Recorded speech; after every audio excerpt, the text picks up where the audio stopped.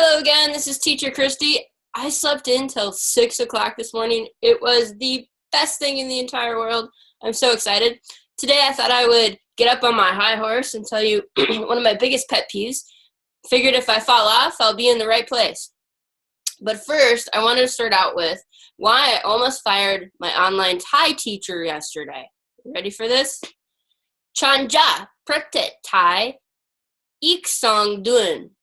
La jabin by pratet Thai sipjet matuna la jabin gub pratet American nun kanya.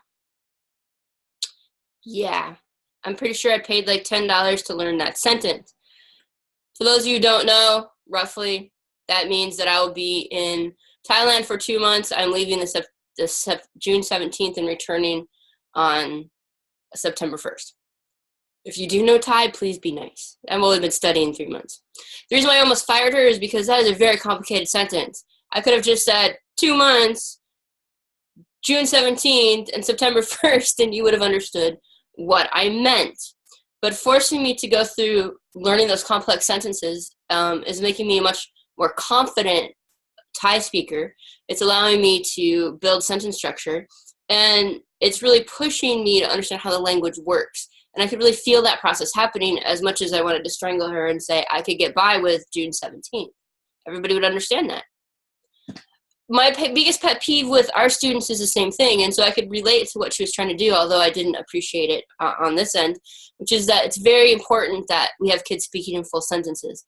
When I teach, I have my kids speaking in full sentences from level 2-1. This is A. This is A. This is A. And that is incredibly tedious for them, and it gets frustrating for them. I can understand it. Obviously, I had to learn that ridiculous sentence. If that child says A to me, I know what they mean. Why do they have to say this is A?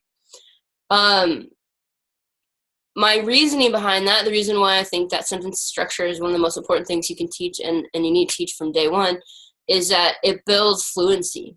It builds sentence structure. You understand, subject, verb, and you also build confidence.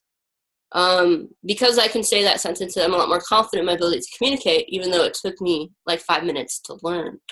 And I may still get it wrong. It's pushing me to a higher level. So my suggestion for you guys and on my high horse is teach kids to speak in full sentences. A lot of times I get kids back I haven't seen in a long time, and I have to reteach them to speak in sentences. Or you get, those level 4 kids that are still answering in phrases. This is not, in the long run, going to make a fluent speaker or a competent speaker. Ways to get them to speak in full sentences. It can be very challenging. This takes a lot of patience. I have spent more than one entire class session.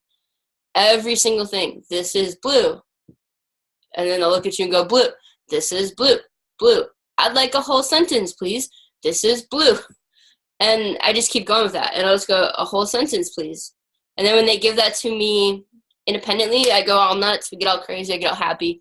A lot of kids learn it very quickly. There's a lot of kids that I think maybe either don't get it or probably are just a little bit more stubborn, whereas this is blue, and you just keep progressing. There's also some feedback that I'll put down in the notes if you ask about how you can communicate to parents why it's so important. The second biggest thing, and this is going to help you even more than anything else about sentences, parents love hearing their kids speak in full sentences. It sounds better, it sounds more fluent, it sounds like you're doing a better job, it sounds more rigorous.